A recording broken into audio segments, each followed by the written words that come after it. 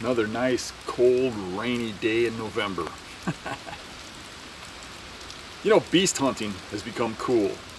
Public land hunting has become cool. I've been doing this for years, and I was never the cool kid before. You know, everyone wants to be a public land hunter now, and everybody wants to kill big bucks on public land. But it ain't like hunting a lease. It ain't like hunting with an outfitter. It ain't like hunting a private farm that your daddy owns. Hunting public land is hard. If you're gonna target specific bucks, nowadays it's even harder with the pressure we're receiving. A lot of people are looking at public land like now it's the cool thing, it's the in thing. I killed a big buck on public land. You know, young guys starting out, new hunters, whether they're old or young, run into this thinking they're gonna be great. They think they're gonna really slam, they're gonna get in there and kill them. They've learned everything in print, and it ain't that easy. You can't just listen to a podcast, go hunting, and think you're gonna shoot a 160-inch buck. It takes work, it takes effort, it takes dedication, and it doesn't happen overnight. You know, it's gonna go right down into the point of almost breaking one of the hunters. Almost destroying him. Based on, you know, his failures. And you're gonna face that. We're all gonna face that if we're new. You know, I faced that, I overcame it. And every one of you is gonna have to do the same. Hunting beast style. Going into public land you haven't been on before. Going in and figuring out these bucks, you're gonna end up in the wrong tree sometimes. You're gonna end up bumping them. You're gonna end up not being ready. They're gonna end up schooling you. But you gotta realize you're getting close. That's what's important. The closer you get, the better you're becoming, the more likely it's gonna happen. You gotta stay tough, stay strong. Don't let it beat you mentally. After all, this is supposed to be fun. Don't let it break you. So we came to this spot. We got a block of woods over here and a block of woods over there, and a big alfalfa field. And me and Ricky were arguing a little bit about whether or not there's bucks here because it's kind of open terrain. And I said we got to check to see if there's a buck here. And it sure didn't take long, and I found a buck. Look at this.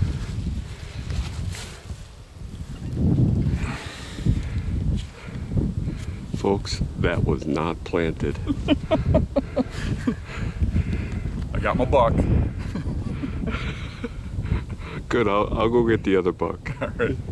Across the street, for a cover crop, they planted radishes, which is a pretty big draw to deer. And I thought, well, let's just walk in this way. And this field looked really green. But when we got in here, that's just some sort of cover crop. It's not radishes, and it's cut corn. But they dropped a lot of corn. There's a ton of deer tracks in here. Right where we came in, there was a couple of scrapes. They're washed out from the rain, but they had been freshened since the rain, which, I don't know, it stopped raining in the middle of the night sometime? Last night, as far as I know. Yeah, it was raining on and off when we got home last night around 10, I think. So it at least rained till about 10. And getting out here, this field is just full of tracks that are fresh from last night. And some really big ones. I mean, maybe I should have filmed some of the ones back there, but they were huge. And now, we were following this running buck track through here, and then another one crossed it here. I mean, look at this. This is the types of tracks we're dealing with here. And this isn't even the biggest one. We had a really big one over there. So then, what I'm actually looking at is these draws and stuff in front of us. We're trying to figure out what the deer are doing. And as we looked, there's a series of draws that come in over there and over here, but all the tracks are leaning this way. And there's this draw system here, and right down there, there's a split. They can go up here, they can go up there, or they can just come over the top straight to the crops. Like this buck ran right into it, right? So I'm thinking right there is where we need to be. You know, I think a lot of people would want to set up right here on the edge where they can see the corn and stuff, but I think right down there is where those deer are going to stage. And I'd be willing to bet they got a lot of sign there because all the deer are going to meet there. Yep. So there's probably a lot of rubs, maybe some scrapes. But that's the spot I want to be, which is a little hard because you can see it's wide. So you got to kind of pick a spot in there.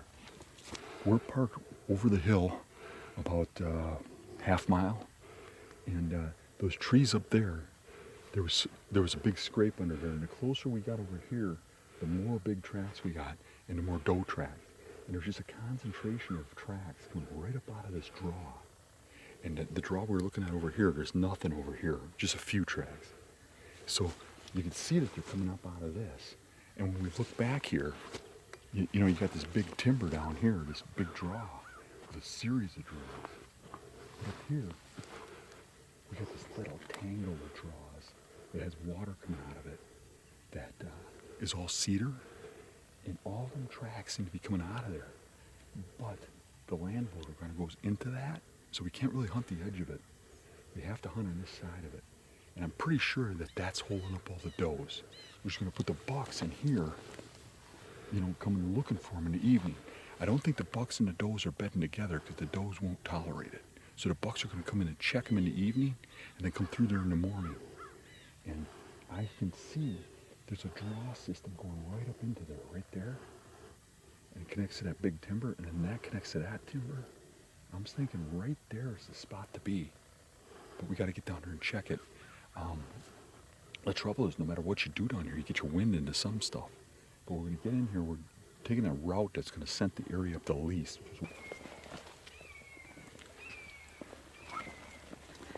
Here's that little funnel. So I'm thinking down here is going to be the spot, right down into there. It's just a matter of getting the wind right.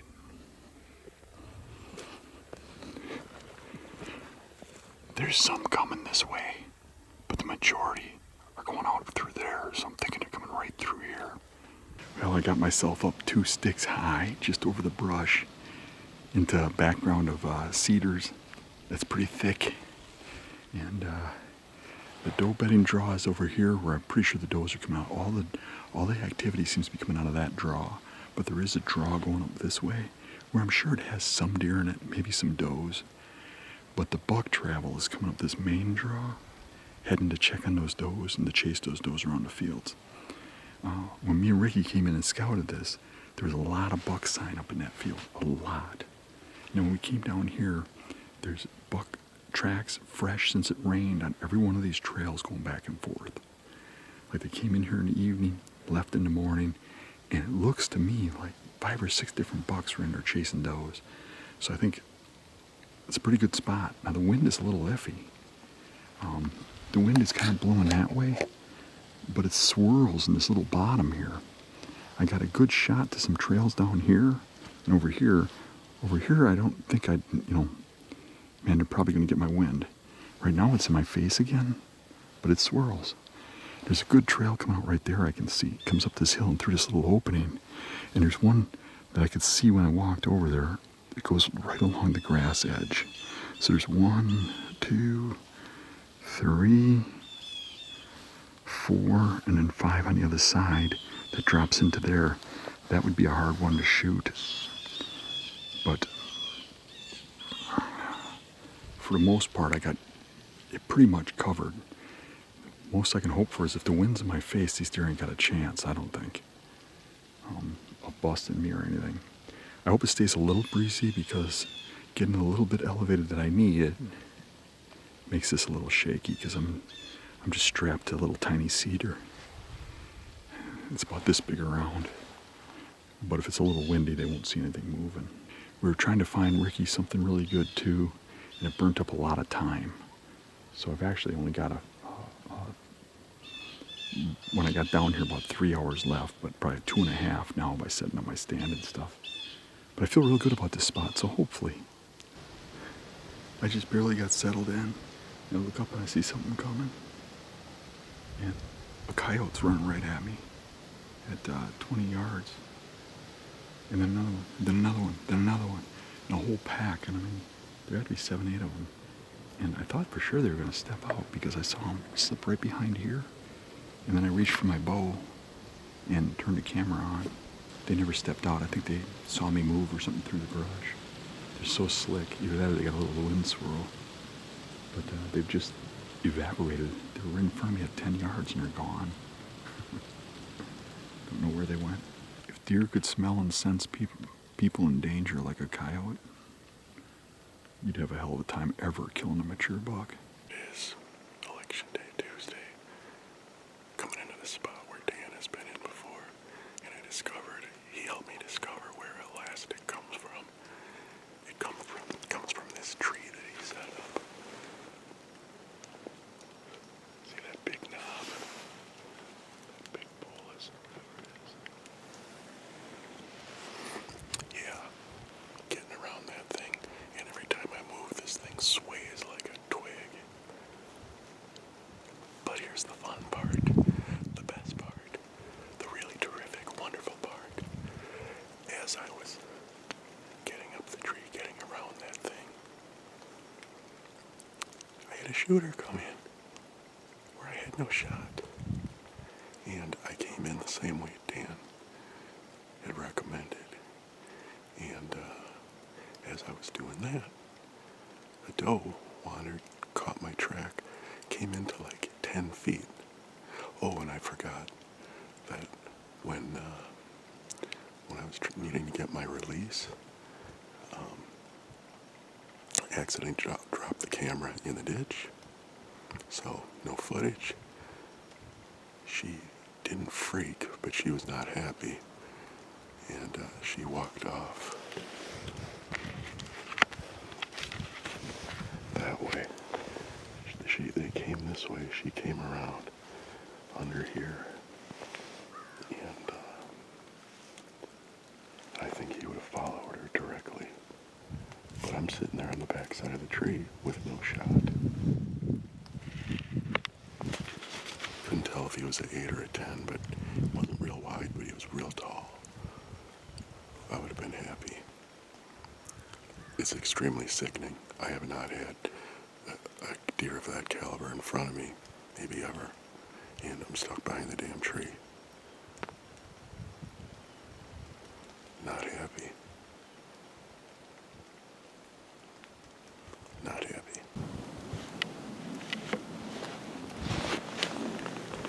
Got a small buck right there.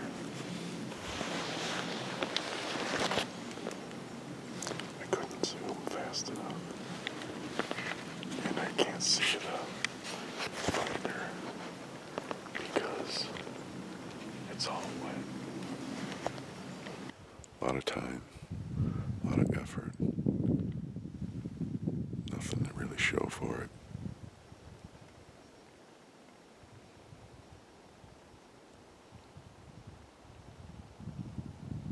I'm not sure if today is my last hunt. If I'll stay the rest of the trip and then stop.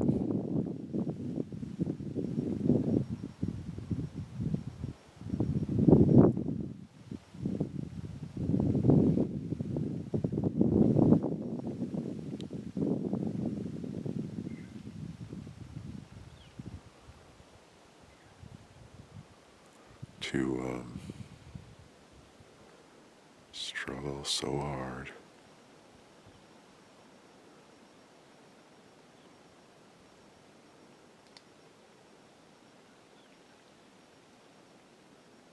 At some point it ceases being fun. You're going to get frustrated. You're going to be broken to almost tears. Get over it. Stand up, smile, wipe yourself off, and tell yourself, you know what? I got in this because I enjoy hunting. And I just got an opportunity at a giant buck. What am I upset about? I should be happy. I'm getting closer.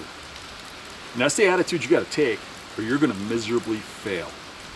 After a little pep talk, I guess, or at least, chat with my fiance and Dan, kind of helped get my mind right. I was definitely sort of licking my wounds before, but now we'll see what happens. It was extremely frustrating to just the timing. I can think of all the little dinky things that where I could have got here just a little bit sooner, or there might have been a bunch of things where they showed up later. So I don't know. Can't change it now.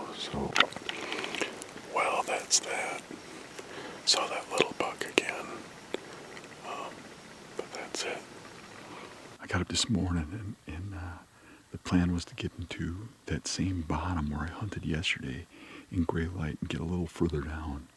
I wanted to get in here in gray light so I could pick a tree. I got in here a little later than I wanted, and I saw a buck cruising out as I was coming in. But I'm in a good position. The heavy trail comes through right here.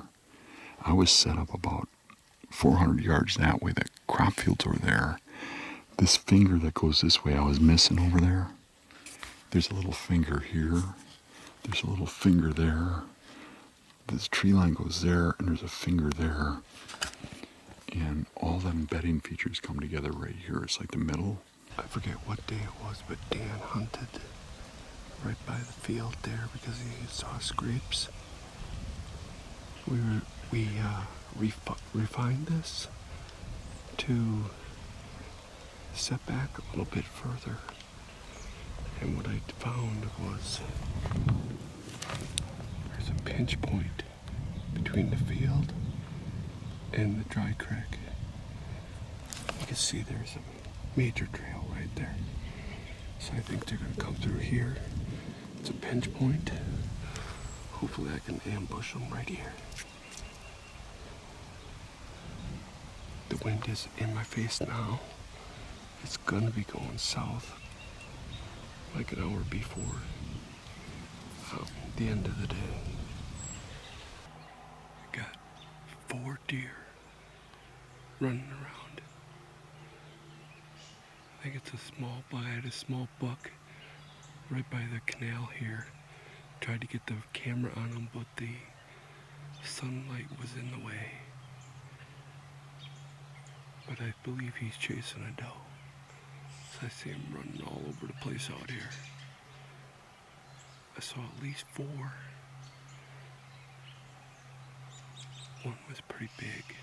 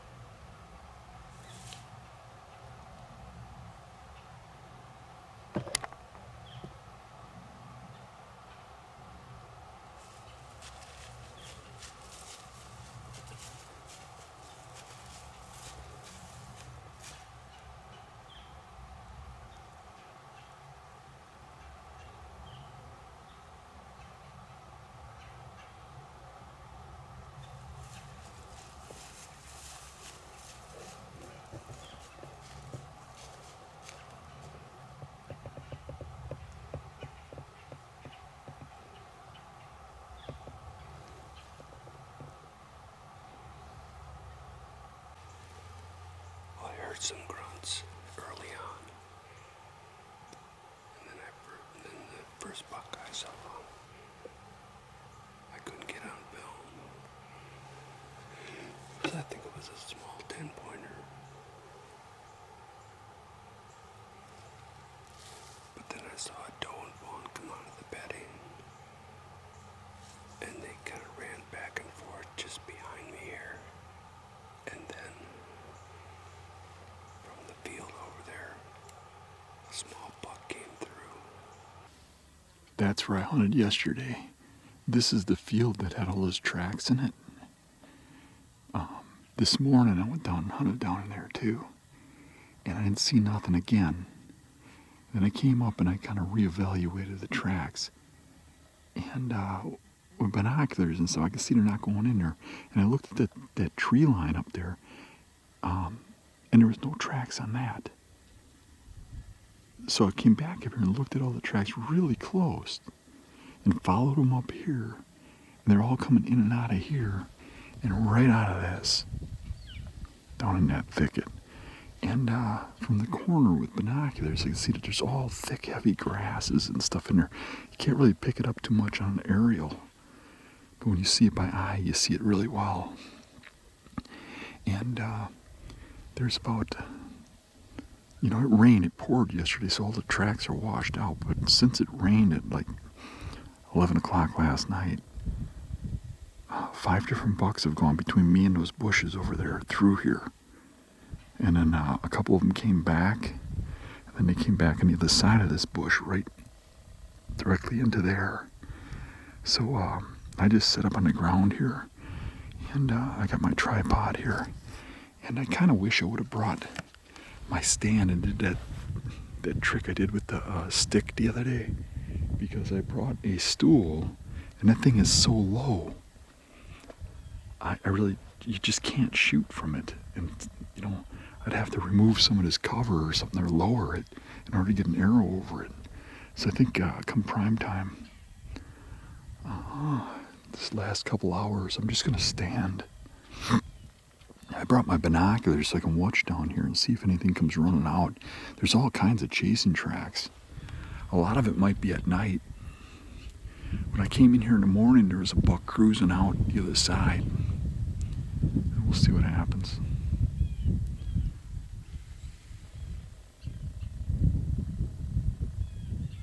I did go midday. I went and scouted another property, and I walked a mile back and found some hidden little fingers that go back into a draw that you have to cross a river to get to and stuff. And all the roads are washed out from the rain over there. They got these dirt roads you can't drive down or you get stuck. And anytime it's raining, nobody can get back there. So nobody's been back there for a while. So I hiked back. I couldn't drive the roads, but I could walk them. And I walked back there quite a ways. And I found this spot. And it looks pretty good. There's some old boot prints in there that are washed out, but you can tell they're human. Probably the landowner. I think he's a hunter. But I don't think he's been back there in a while because he can't get back there because of the mud. I don't know. I guess we'll find out, because if this doesn't work today here, I'm diving in there in the morning, I think.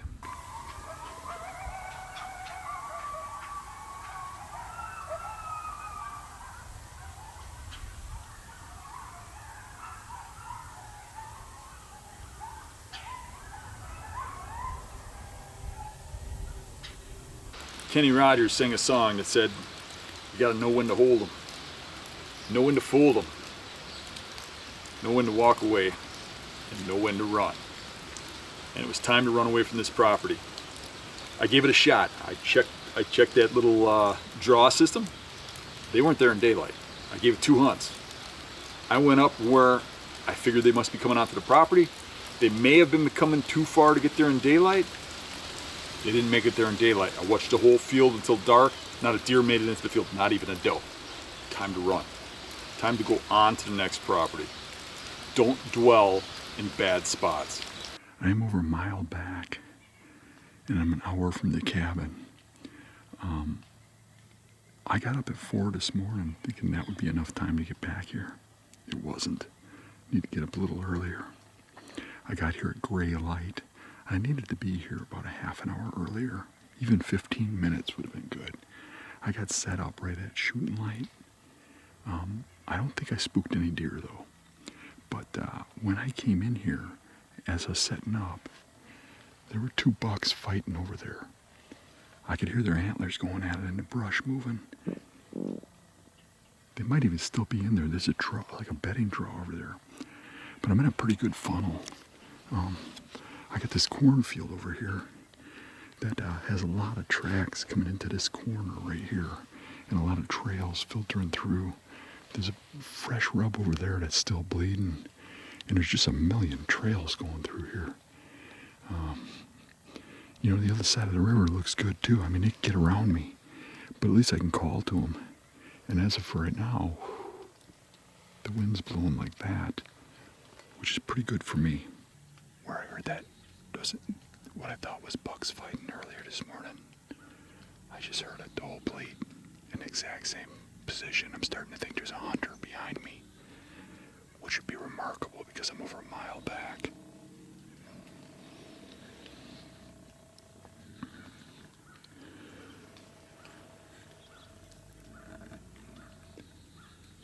The deer's halfway. You probably can't see him on the screen. He's halfway across the cornfield.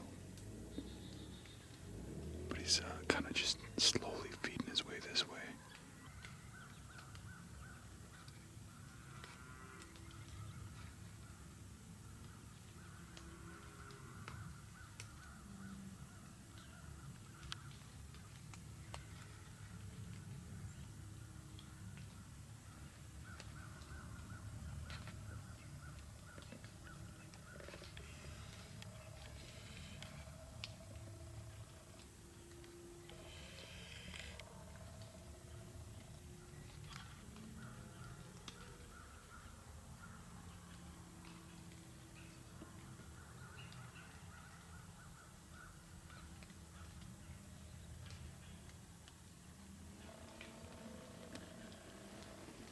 I don't know what's spooking her. The wind's in my face.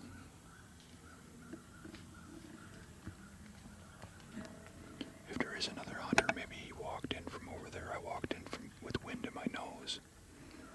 Not sure what the heck is going on there. She could have been smelling something across that river, but I don't know. Yeah, she's pretty spooked. That's interesting. If there is a hunter over there, and that's not deer that made those noises, it could be he walked through there. Yeah, that deer is 200 yards out now and is still walking with his flag up.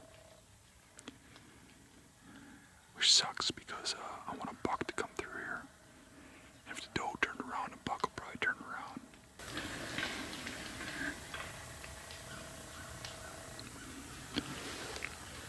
That is definitely a hunter rattling. That ain't very far behind me at all.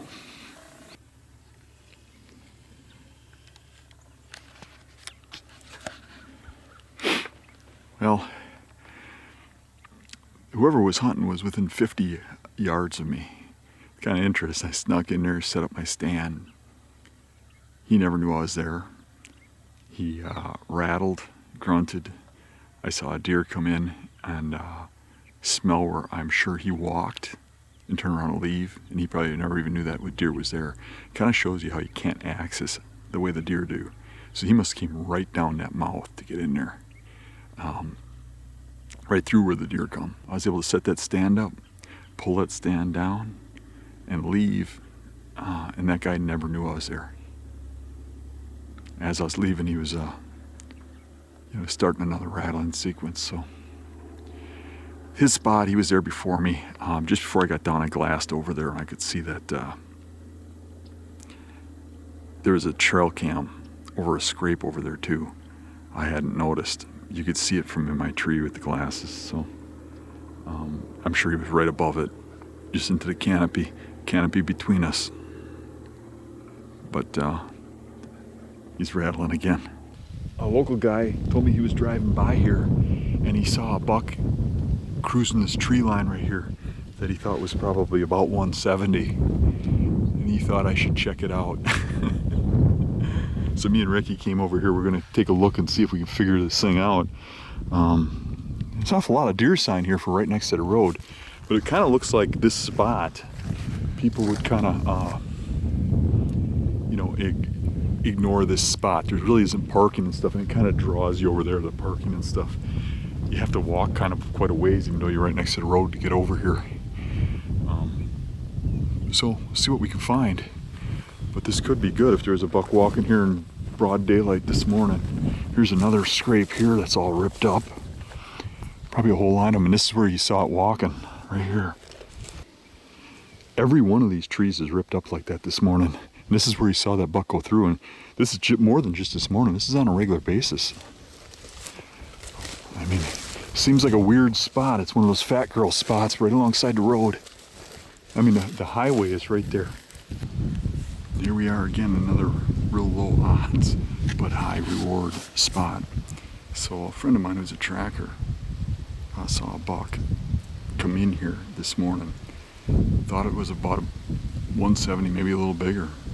It came down the tree line over here near a road. He saw it on the road, from the road, about 15 minutes after legal light, and headed down this way. Now I looked around. I found a doe bedding area up there, and was a little worried that the buck might be hanging in there, but the tracks showed he came down here, and he had some really big tracks. So I kind of followed the ridge line up here to a tight spot, and as it narrowed down, I got into tree stands and stuff, into pinch points. So somebody's hunting up there, and the sign kind of faded when he got up there. It looks like whoever's been hunting up there has been educating the deer, and I knew the buck didn't go that way. As I went back there, this cliff edge gets too steep for even a deer. I mean, he just dropped to his death. So I knew he wasn't over there. So I came back and I was like, there's only one way that deer could have got out of here. Because the tracks, the field edge is over there, and the tracks come right down into here, but don't go up. So I followed this little trail through this grass here, and I found a little cut over there and a little cut here where deer are dropping down, and the tracks are enormous. And there are a lot of tracks down here, and they're all the same size, enormous tracks. And there's a cut right there and a cut right there, climbing up with fresh tracks on them, and a big rub right there. And this here has no back access. Really, people can't get into this. And it looks pretty thick. I could see a buck just bedding right in there someplace. I think, there's a chance that thing's way back there, especially considering he's seen it, 15 minutes or 20 minutes after opening. It could have went for another hour, But the tracks here, that many tracks, tell me that deer spends a lot of time here. And I know those big bucks don't, go for miles very often. Sometimes they do. But a lot of times they hole up in little areas. And he could be living right here under everybody's noses. I think there's a good chance he goes across the street over here, chases deer around in marsh. There's a marsh across the street. And he checks on the does on the hill. But the amount of tracks tell me that deer's here quite often. At least in the last few days, these tracks are a lot of fresh tracks going back and forth. So he's been through here a lot. It's just a matter if he makes it in daylight. And if he's bedding in this stuff, he's making it in daylight. Or that tangle over there. See that tangle by those trees? Man, you couldn't even get through that crap. He could be in that little island over there. He could be right here. I don't know. I'll get up on this hill here behind me, find some way to set up there. And maybe I can just watch into that grass too and get eyeballs on him. And if not, I have a pretty good shot from up there down into here. So here's the setup. You got this ridge lined, which is where the people tend to want to hunt. There's a stand right up on the top there. And you got this river kind of cuts off right here to a ledge. There really aren't very few places a deer can cross in here, but there's a low spot here. I don't know if you see the indents along the river there, right in there. There's a main trail that goes up there, and that's the trail that buck went down this morning. He went down into this bottom and went across. And when I look across, I can see a trail going up there. I can see a trail going up there. I can see a trail going up there, and a really, really heavy trail going up there. And I can see a big rub right there. And that real heavy trail leans that way. And honestly, that little island there of brush just looks like a killer bedding area. I mean, it's got good backdrop on the backside, it's got good escape, it's got everything a deer would need. But he could be in here just about anywhere, but that really looks good, especially from this view. And anywhere in there, if he was in this grass somewhere, you know, if you get out too far, it's just open grass. But where there's grass and cover, if he's in here, which I would think he would be, he should make it this far in daylight if he's coming this way. And that field there is where he was seen this morning coming this way, down the edge of it. And he's got no less than 10 scrapes that are really, really fresh. He worked them all, which worries me a little bit because that tells me he was still pretty alert enough to go right through this. But man, if he gets across those pine trees, he's in an area where people hunt. If he gets over there, he's in a place where people hunt. This is the only really like rock solid place where he could be hiding over here, I think. So it's worth a try. For my setup, I'm about 25 feet high from the from where the deer are going to come up, and about 35, 40 feet high from where the deer will be down in the river. But my stand is 6 inches off the ground. I hooked it up to this cedar tree behind me because it just it's nice to have a nice lock solid stand like I'm used to, and be able to get my camera arm on it. I really thought I was going to get up here and just sit on the stand. The ground is kind of on an angle. And here's a nice spot right there, but I want to be as close to this ledge as possible. I'm already pushing a 25-yard shot. I just saw a buck walk out of the grass down there.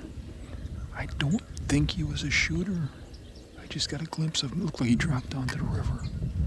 Maybe for a drink.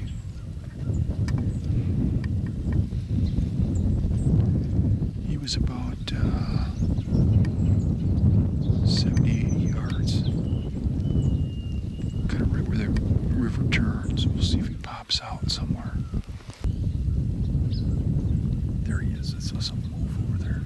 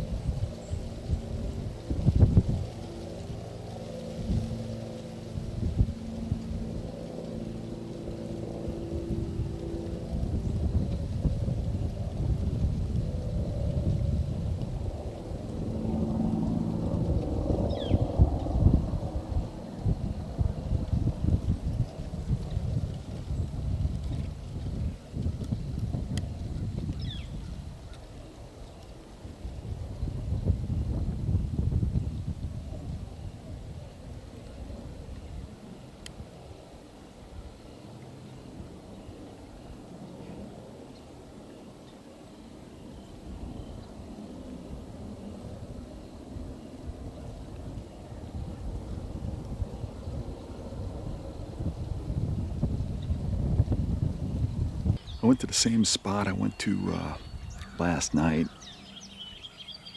and I can see the whole valley. Not one deer has moved all morning.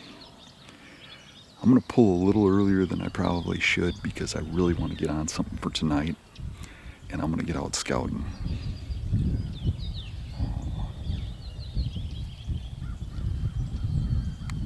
So I guess that's a wrap for this morning, not a thing. Finding a lot of trails going in and through here. There's a rub right there, another one, pretty good width tree. I believe green radishes on top of the field there, and they love radishes, so they're gonna be feeding on those. Have to get down to the area there where the trees kind of converge together according to the map. There's another good rub right there. And over there.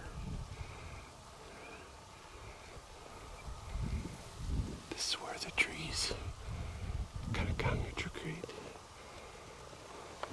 There are fields up there, the radish field. The draw right here should be a spot where they all come together. Coming up from the draw. Let's take a closer look. Alright. There's a rub there, broke off. Thrashed branch there. Got another one right there. There's trails here. But this way, you can just tell they're all crisscrossing right here. Going up to the field, and going back to bedding. This window is going that way. I'm gonna have to get somewhere over there. Let's see if I can find a tree. Alright, I decided to go up this tree. Here. Those rubs are right over near in there. I'm gonna get up there, face down that way. What I did forget to mention is that there's a river behind me. So anything on this side, come down this tree row. You kind of see the river way back there. And then they'll just follow this river, come right into this draw. And there's trails that come right down through here. Got trails that come through here. There's a rub. Rub's over there. And then there's trails that go up to the green radish field.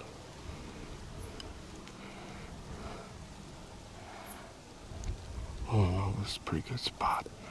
If they travel it, let's hope they're traveling it tonight.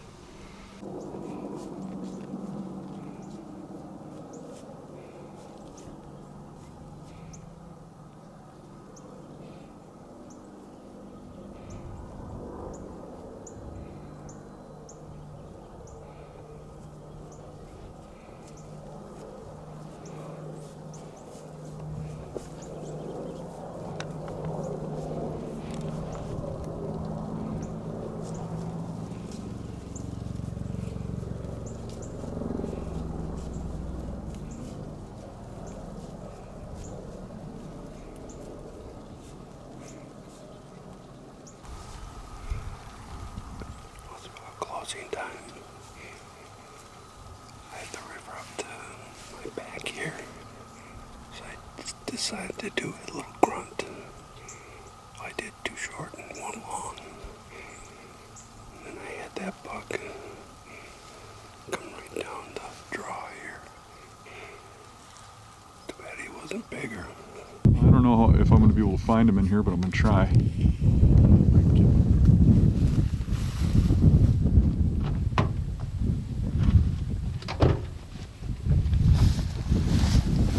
He never came out. He stopped it by those bales someplace. He never came out. I don't think he saw us, do you? No, I don't at all. The wind's in our face, everything else. He ran in by those bales and he never came back out. So we came in here to this walk-in. We went down a road that's dirt and there's no tracks on it. Probably for a week. There's no tracks on it at all of humans driving back here. But the road's real sketch. But we got back here and there's some tracks here. And then we come up here and we're looking at this because there's no trees in here at all. But this is our access. As we stood up here looking, a good buck ran across here and just disappeared in the middle of the cornfield where there's some hay bales and never popped back out. And it's almost 1 p.m. Yeah, it's 1 in the afternoon. on a relatively warm day, almost 60 degrees. There he's trucking. So we got another buck coming in. He just came in the corner and he's going right where the first buck went. So there must be a doe over there or something. I don't know if we can even zoom in on that. It's right in there someplace. He's right by that one big bale right there. Oh yeah, I got him. So he's gonna disappear in those bales too. He's trotting in there right now. Yeah, but if there's another buck in there, Yeah, they might start fighting or whatever. Right. You got the perfect wind to watch this show. What if something goes down? There, I see him running through there. Yeah, he just entered that brushy spot. There's got to be a doe lock down in there. There's like a low spot and a whole bunch of brush.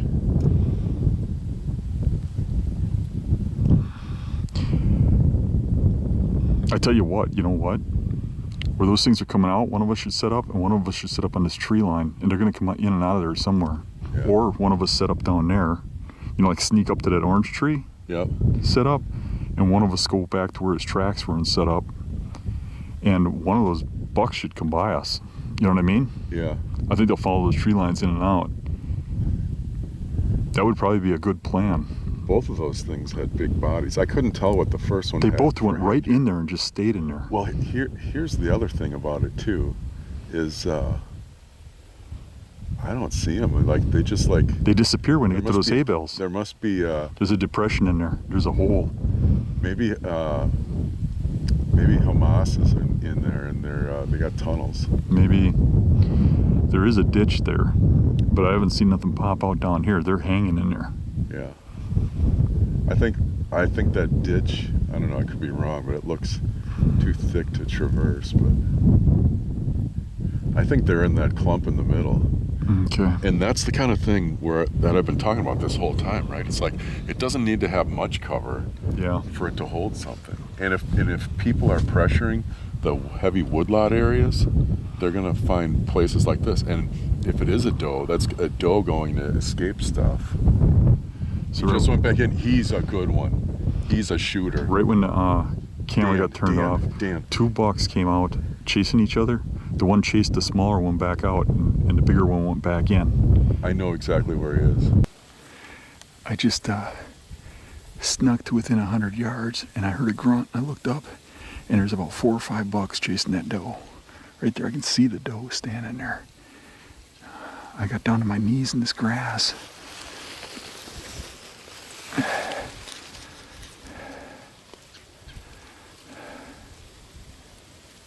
She looks like she's coming this way. I'm getting my standoff and my bow ready. She's right in there.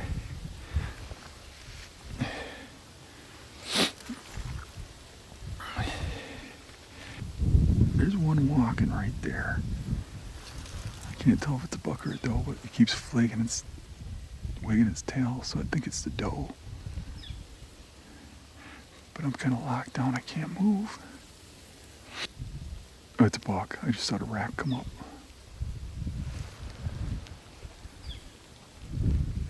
Went back into the crap.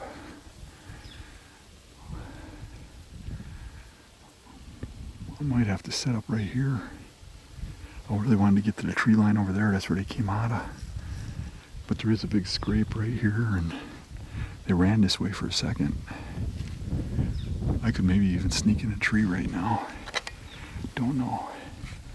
I'm gonna try to slip back to these trees right here.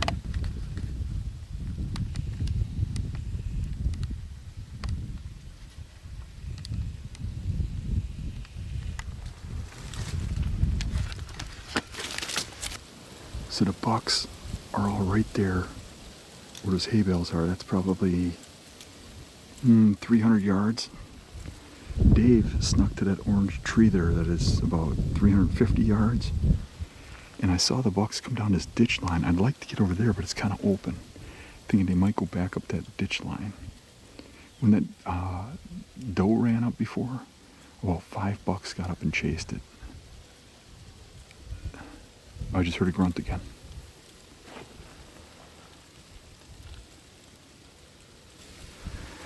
I was just about to make a move and they started grunting and chasing again. And they're over here, I can hear them.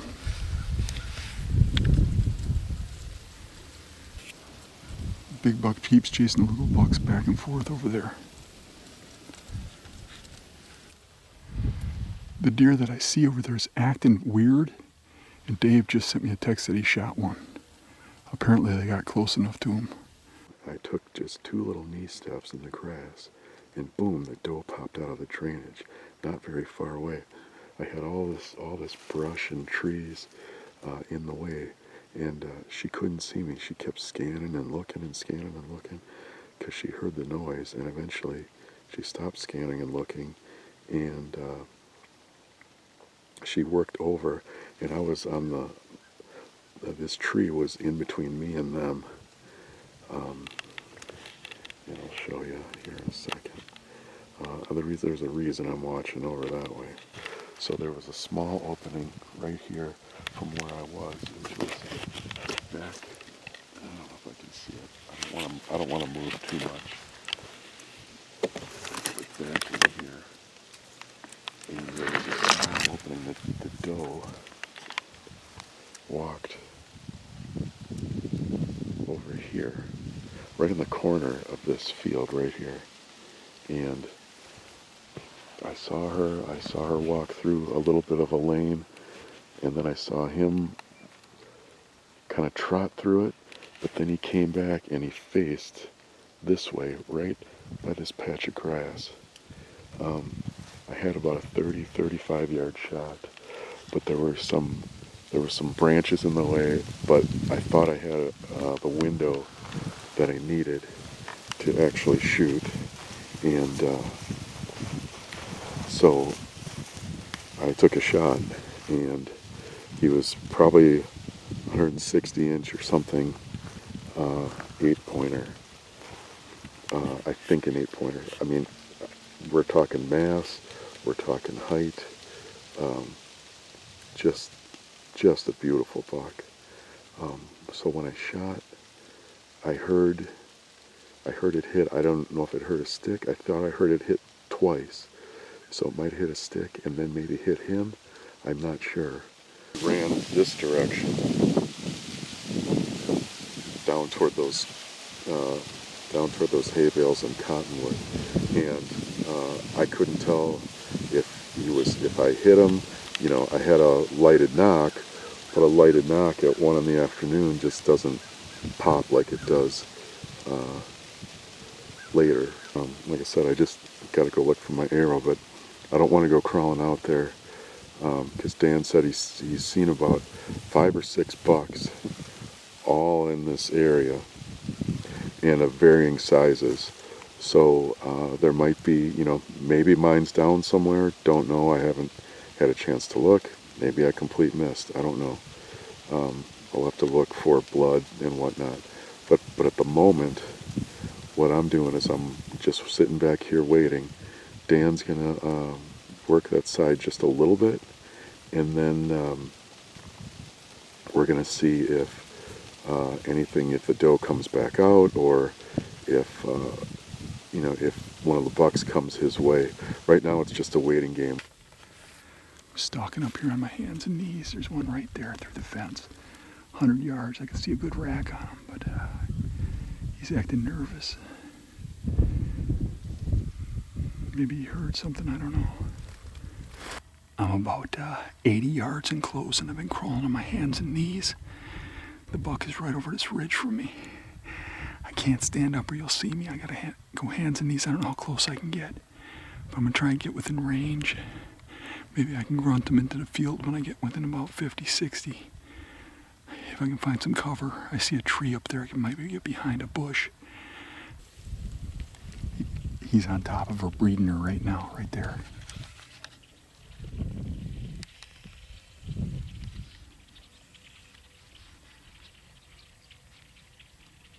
He's mounted on her. If there'd just be a little bit of cover, that'd be great for stalking. I got him right now. He is at 90 yards.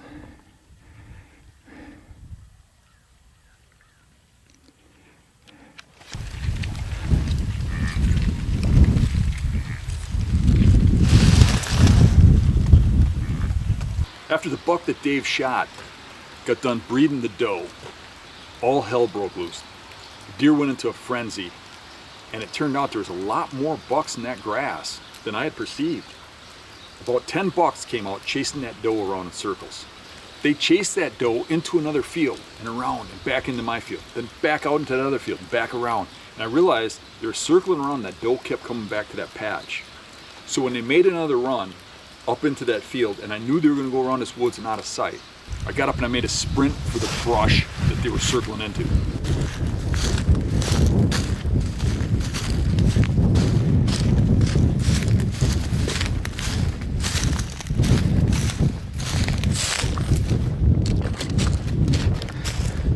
I only got halfway, and those deer were coming right back at me.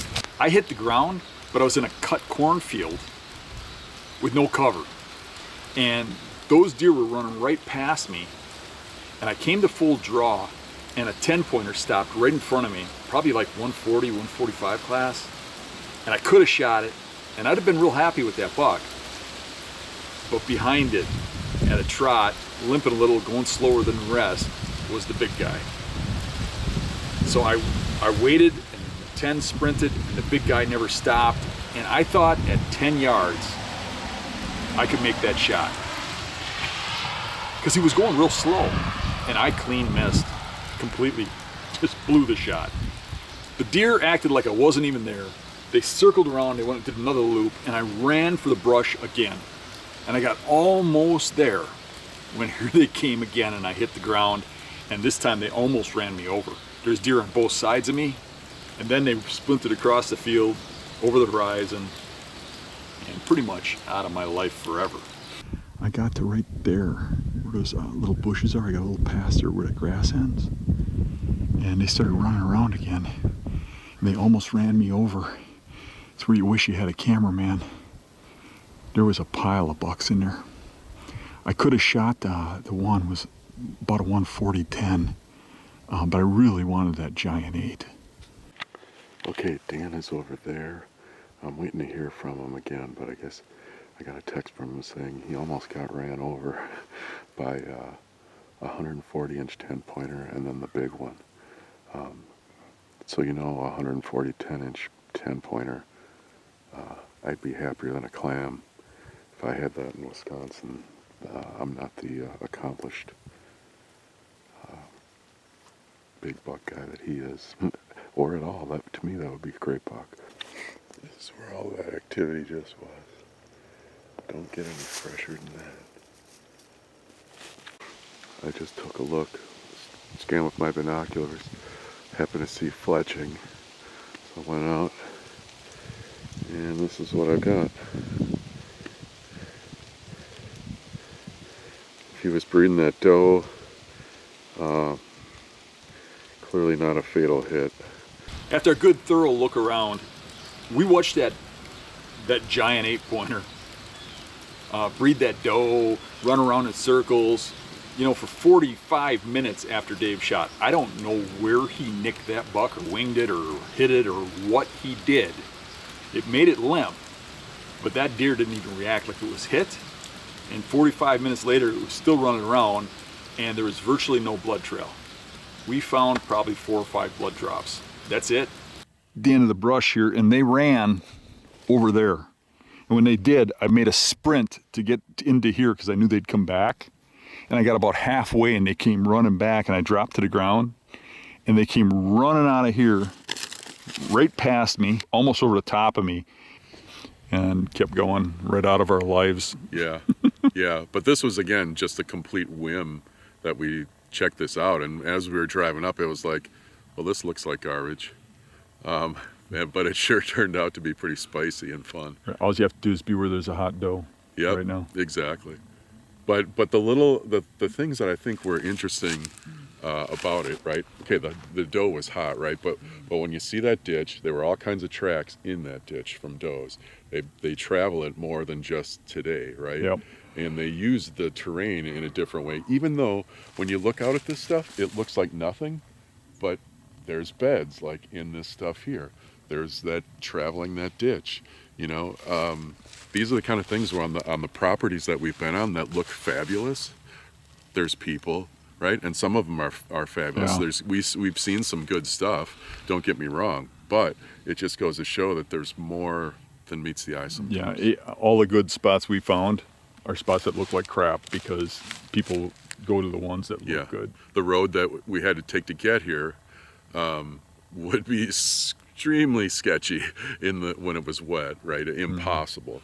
But because of that, I think because of the way the property looks on an aerial, because of the way the road is, we have the only tire tracks on that road.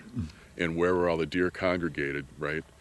You know, even though the doe is pushing around and taking them everywhere, she didn't go to a spot where there's tons of people pressure. I felt bad for her. Those $10 for being mean to her. Well, yeah. Yeah, but there was 3 other does. They were chasing them too, but it seemed like the one they were concentrating on. Yeah. Poor gal, but you know, life's rough in the wild. It sure is. I tried to do the Zach Fehrenbaugh on that buck, but there's a problem with that.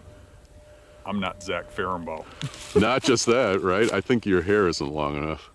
I had some burrs in it. That's kind of Zachish. Kansas was a blast.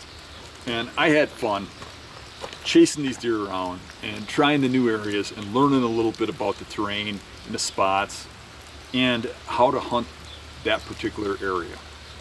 And I'd be glad to go back there and try that again sometime. However, I will say, the downslide was they probably give way too many permits to non-residents. There was a high amount of pressure, especially when you hit November. As soon as we hit November 1st, and then that next weekend after that, they really started rolling in. Then the pressure got so high that it kind of took a little away from it. There's like races to spots. It was hard to get a spot. And there's certain spots that were really set up for evening, but if you didn't go there in the morning, somebody was going to jump in there in the morning and take it, but they'd blow the deer out. So it was a little bit frustrating with the pressure. But if you can find those overlooked spots, the properties that look like crap, that nobody goes to, well, we still could probably do good. See what happens next time I go to Kansas.